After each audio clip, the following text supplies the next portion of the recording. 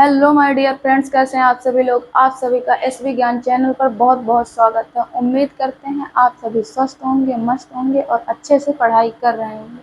आप सभी से हमारा एक रिक्वेस्ट है कि आप सभी नोट्स बनाते रहिए। जो हम बोर्ड पर लिखते हैं उसके बाद स्क्रीनशॉट लेने का मौका देते हैं, उसमें आप सभी लोग स्क्रीनशॉट ले लिया कीजिए और एकदम अच्छे से नोट्स बनाइए, तभी हमें फ़ायदा मिलेगा। देखिए, कल के क्लास में हम लोग क्या पढ़े थे? प्रकारवाद। हमारा लास्ट टॉपिक था प्रकारवाद। आज हम लोग पढ़ेंगे प्रकारवाद से आगे व्यवहारवाद। प्रकारवाद में हम लोग पढ़ चुके थे प्रकारवाद के जनक कौन है, प्रकारवाद में किसका अध्ययन किया जाता है, प्रकारवाद की नींव किसने रखी। आज का टॉपिक हमारा है व्यवहारवाद। व्यवहारवाद का जनक किसे कहते हैं, व्यवहारवाद की स्थापना किसने की, कब की गई, व्यवहारवाद में हम किसका अध्ययन करते हैं, इन सभी बातों पर आज हम सभी चर्चा करेंगे। व्यवहारवाद। व्यवहारवाद का जनक हम सभी जे.बी. वाटसन को मानते हैं। व्यवहारवाद का जनक जे.बी. वाटसन को कहा जाता है।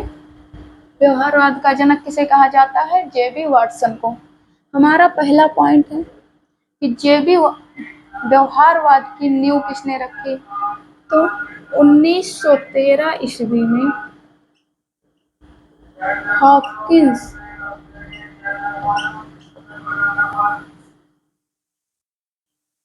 यूनिवर्सिटी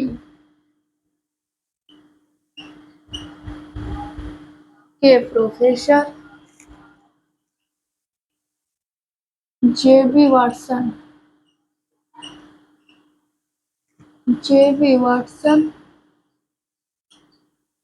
ने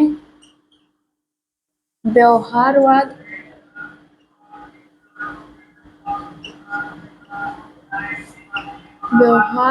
की नींव रखी।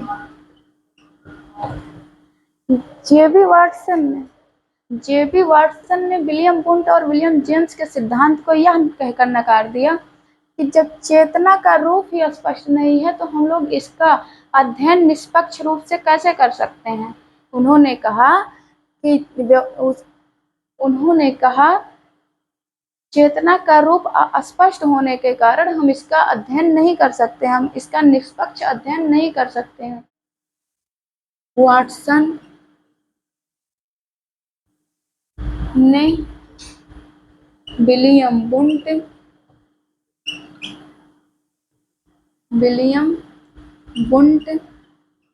और विलियम जेम्स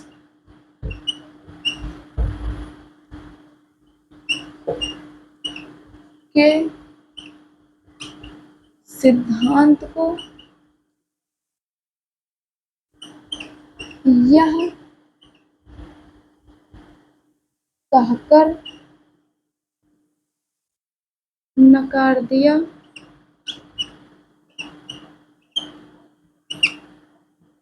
कि चेतना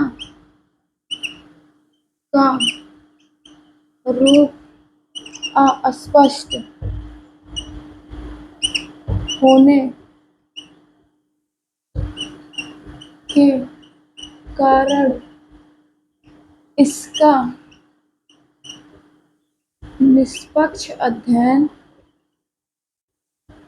इसका निष्पक्ष अध्ययन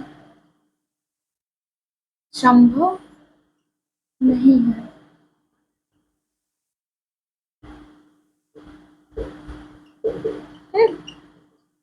वाटसन ने विलियम वुंट और जेम्स के सिद्धांत को यह कहकर नकार दिया कि चेतना का रूप अस्पष्ट होने के कारण इसका निष्पक्ष अध्ययन करना संभव नहीं है।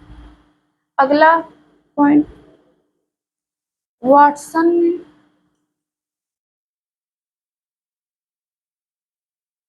कहा कि मानव का बाहरी व्यवहार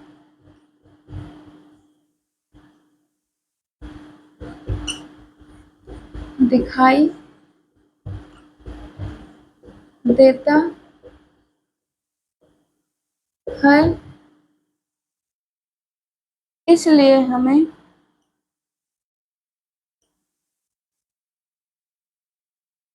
मनोविज्ञान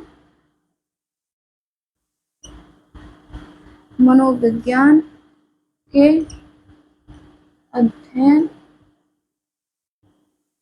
का केंद्र बिंदु इसे ही रखना चाहिए।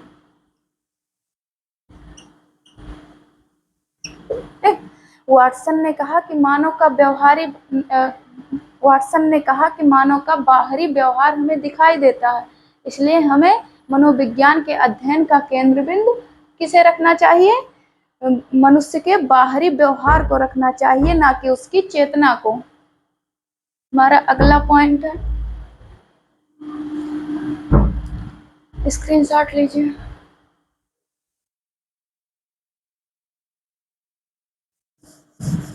आगे चलो।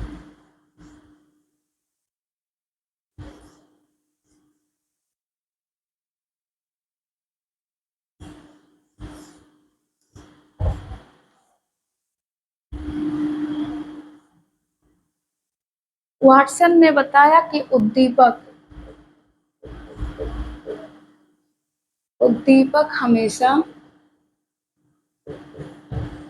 वातावरण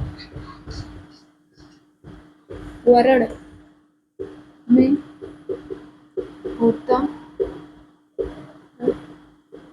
वाटसन ने बताया कि उद्दीपक हमेशा वातावरण में होता है।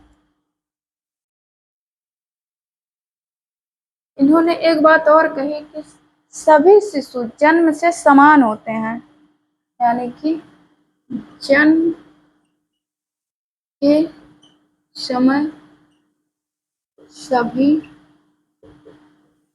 शिशु समान होते हैं।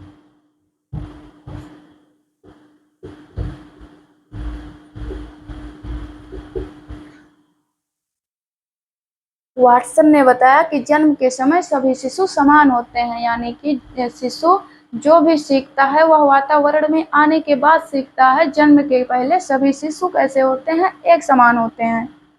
इनकी एक पुस्तक है जिसका नाम है बिहेवियरिज्म।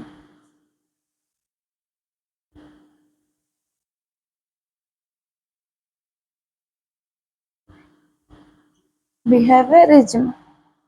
हमारा अगला टॉपिक है गेस्टाल्टवाद। हम आगे पढ़ेंगे गेस्टाल्टवाद के बारे में। गेस्टाल्टवाद। गेस्टाल्ट शब्द जर्मन भाषा का शब्द है। गेस्टाल्ट किसका शब्द है? जर्मन भाषा का।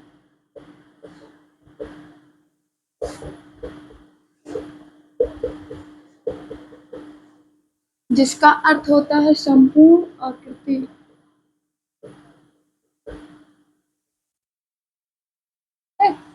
पहले हम लोग इसे लिखेंगे फिर पढ़ेंगे, समझने की कोशिश करेंगे। पहला पॉइंट,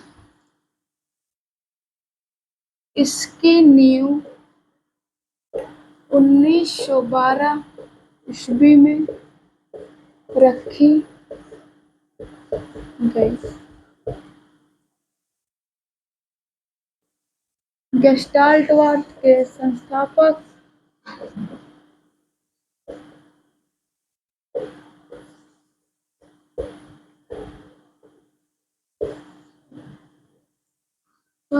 मैक्स वर्दिमर को माना जाता है। इनके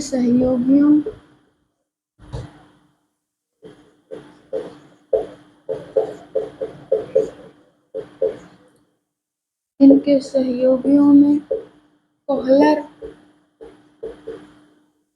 कोफका, यूम, कुर्टलेविन प्रमुख विचारक हैं। अगला पॉइंट अभी समझेंगे हम लोग। अगला पॉइंट हमारा है गेस्टाल्ट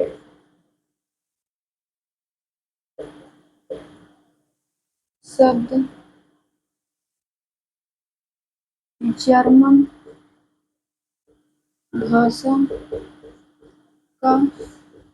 का शब्द है जिसका अर्थ होता है संपूर्ण आकृति।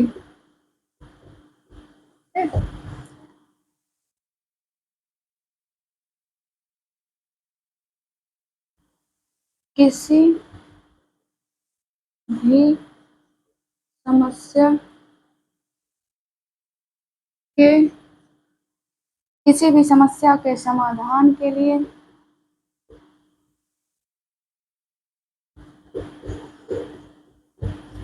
किसी भी समस्या के समाधान के लिए समस्या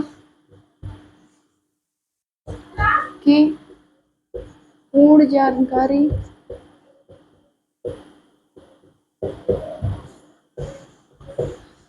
होना अनिवार्य है। ठीक, देखो गेस्टाल्टवाद। गेस्टाल्ट शब्द जर्मन भाषा का शब्द है जिसका अर्थ होता है संपूर्ण आकृति। गेस्टाल्टवाद की नींव 1912 ईस्वी में रखी गई। गेस्टाल्टवाद के संस्थापक मैक्स बर्दीमर को माना जाता है। गेस्टाल्टवाद के संस्थापक कौन है? मैक्स बर्दीमर। इनके सहयोगियों में कौन कौन है? कोहलर, कोफका और कुर्टलेबिन प्रमुख विचारक हैं। ये तो हम लोग जान ही गए। गेस्टाल्ट शब्द जर्मन भाषा का शब्द है जिसका अर्थ होता है संपूर्ण आकृति। किसी भी समस्या के समाधान के लिए समस्या की पूर्ण जानकारी होना अनिवार्य है। अगर हमें किसी समस्या का समाधान निकालना है तो उसके लिए आवश्यक है कि हम पहले उस समस्या को पूरी तरह से जाने, तभी किसी हल तक हम लोग पहुंच सकते हैं। तो वही इसमें कहा जा रहा है कि किसी भी समस्या के समाधान के लिए समस्या की पूर्ण जानकारी होना अनिवार्य है। इसके आगे लिखेंगे अब हम लोग।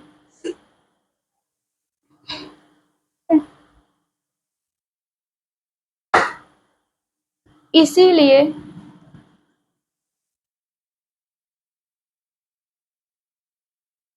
इसीलिए इस इसीलिए इस संप्रदाय को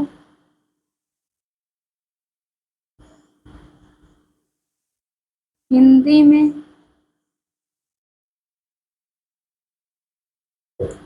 पूर्णांगवाद,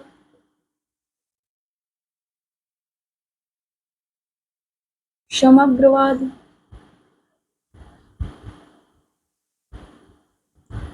अवयवीवाद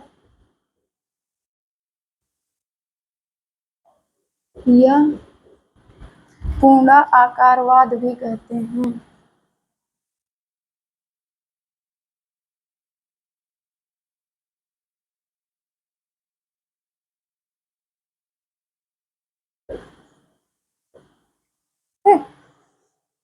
किसी भी समस्या के समाधान के लिए समस्या की पूर्ण जानकारी होना अनिवार्य है। इसीलिए इस संप्रदाय को हिंदी में पूर्णांगवाद, समग्रवाद, अवयवीवाद या फिर पूर्णाकारवाद भी कहा जाता है।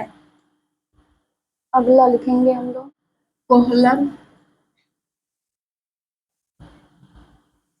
इस संप्रदाय के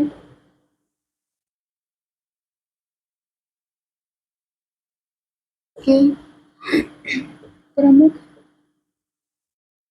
विचारक जिन्होंने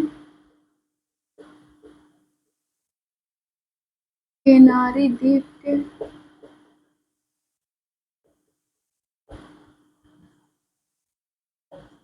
चंद्र शहर में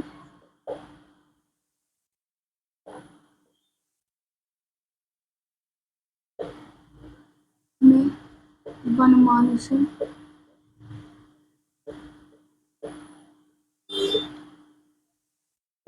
पर अध्ययन कर सूझ, यहाँ पर लिखेंगे ऐसे, सूझ का सिद्धांत दिया। किसका सिद्धांत दिया? सूझ का सिद्धांत दिया। कोहलर इस संप्रदाय के प्रमुख विचारक हैं जिन्होंने कैनारी द्वीप के टेनेरिफ शहर में वनमानुषों पर अध्ययन कर सूझ का सिद्धांत दिया। जो कोहलर हैं इन्होंने टेनेरिफ द्वीप पर जाकर वहाँ के कैनारी द्वीप पर जाकर टेनेरिफ शहर में वनमानुषों पर अध्ययन किए। उन वनमानुषों के अध्ययन करने के बाद उन्होंने एक सिद्धांत दिया जिसका नाम रखा सूझ का सिद्धांत। इसी सूझ के सिद्धांत को अंतर्दृष्टि का सिद्धांत भी कहा जाता है। सूझ के सिद्धांत को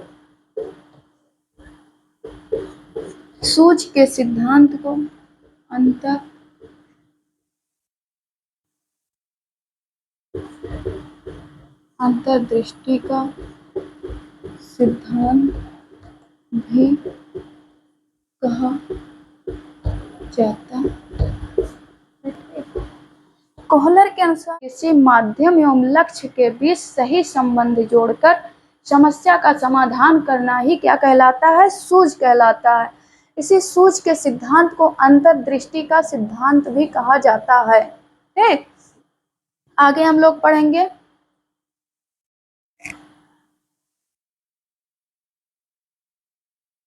कोहलर यह सिद्ध करना चाहते थे कि उद्दीपक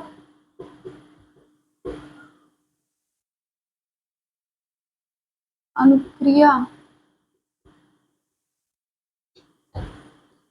का उत्पाद न होकर एक चिंतनशील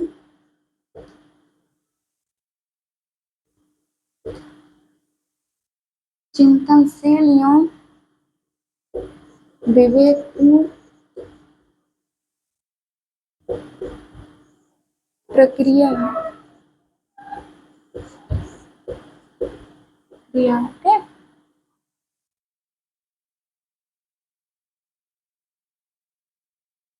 समस्या के दौरान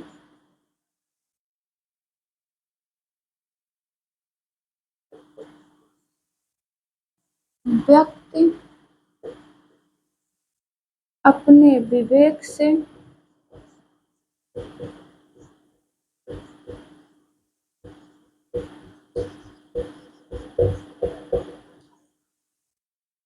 अपने विवेक का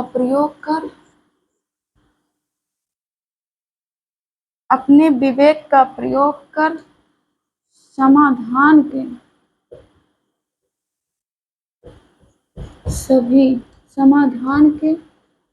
सभी तर्कों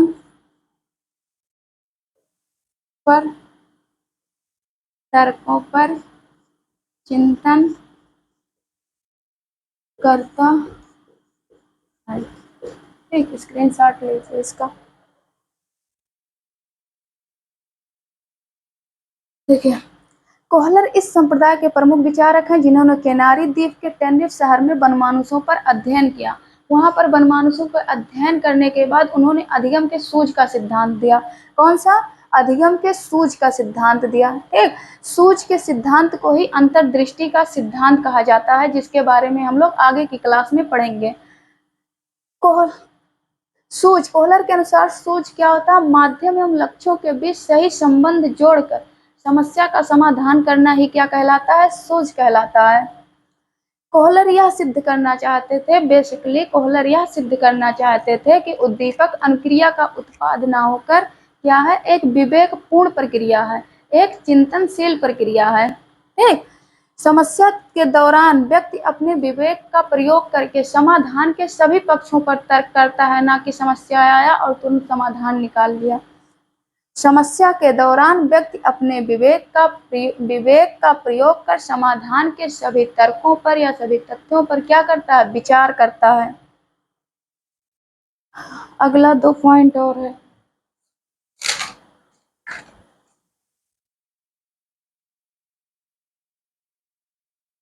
इनके बुक्स का नाम लिख लेंगे हम लोग।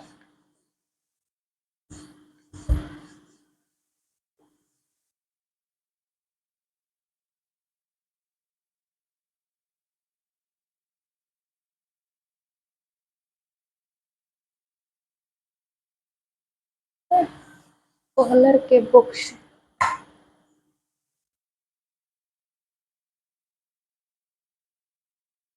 इनका टास्क ऑफ